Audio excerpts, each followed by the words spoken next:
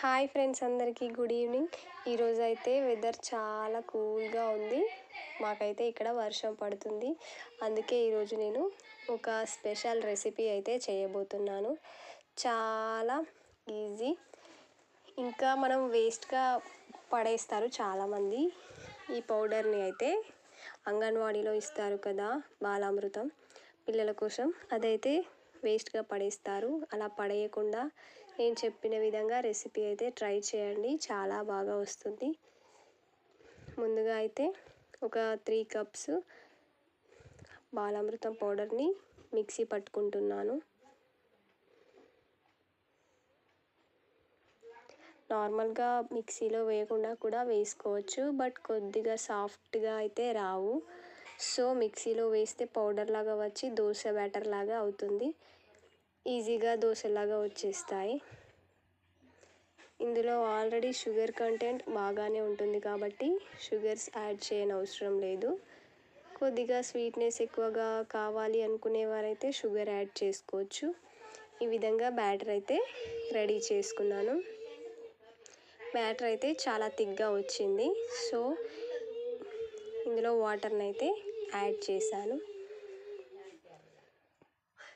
కొద్దిగా పల్చగా ఉండేలాగా బ్యాటర్ని అయితే రెడీ చేసుకోవాలి. తర్వాత దోశ పెనం అయితే తీసుకొని అందులో యాజ్ ఇట్ ఈజ్ మనం దోశలు వేసుకుంటాం కదా, అదే విధంగా ఈ పిండితో చూడండి దోశలాగా చాలా సాఫ్ట్గా వచ్చింది. నేను వేస్తే కూడా ఈ విధంగా రావాలి. కొద్దిగా ఆయిల్ అయితే వేసుకుంటున్నాను. వేసుకోకపోయినా నో ప్రాబ్లం, బట్ కొద్దిగా ఎలా అంటే మెత్తగా వస్తాయి ఆయిల్ వేయడం వల్ల. ఈ విధంగా తిప్పుకోవాలి. ఒక సైడ్ అయితే ఫ్రై అయింది, ఇంకొక సైడ్ తిప్పేసుకుంటున్నాను. ఈ విధంగా ఇంకో సైడ్ ఫ్లిప్ చేసుకోవాలి.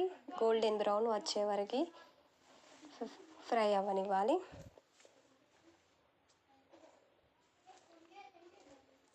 ఇదే బ్యాటర్తో మనం దోశలా కాకుండా ప్యాన్ కేక్స్ కూడా చేసుకోవచ్చు, ఊతప్పం లాగా కూడా చేసుకోవచ్చు.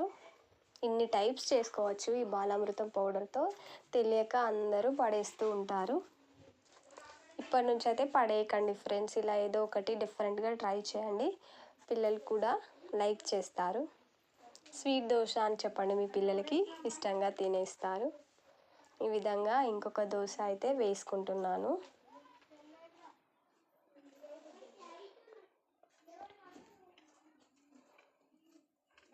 మా పాప అయితే జస్ట్ 9 months ఓల్డ్ కాబట్టి ఇవి తినలేదు. సో ఇవైతే మా కోసమే చేసుకుంటున్నాం.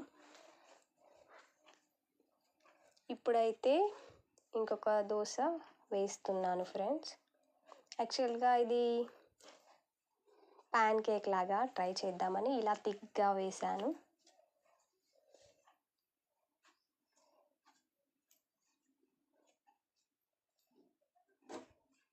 ఇలా థిక్గా వేసినప్పుడు పైన హోల్స్ లాగా వస్తుంది కదా, అందులో కొద్దిగా ఆయిల్ని అయితే అప్లై చేసుకోవాలి.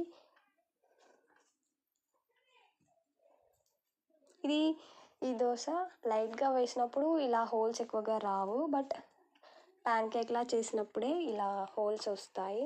ఫ్లిప్ చేస్తున్నాను, చాలా మందంగా వస్తుంది.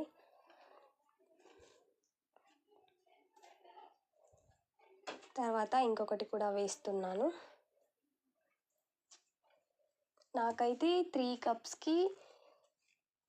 కప్స్కి ఒక 10 అయితే వచ్చాయి దోశలు. 3 కప్స్కి 10 వచ్చాయి అంటే ప్యాకెట్లో ఆల్మోస్ట్ ఒక 20 కప్స్ వరకు ఉంటుంది. అంటే మనం చాలా 5-6 టైమ్స్ మనకి యూజ్ అవుతుంది ఈ పౌడర్.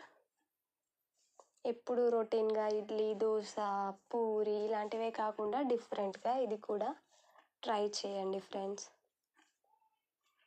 ఈ విధంగా నేనైతే కొద్దిగా అట్రాక్టివ్గా ఉండడానికి కట్ చేశాను ప్యాన్ కేక్స్ లాగా. చూడండి నాకైతే 10 కంటే ఎక్కువే వచ్చాయి. అందులో ఇంకా 3-4. ఓకే ఫ్రెండ్స్, వీడియో నచ్చితే లైక్ చేయండి, సబ్స్క్రైబ్ చేయడం మాత్రం మర్చిపోకండి ఫ్రెండ్స్.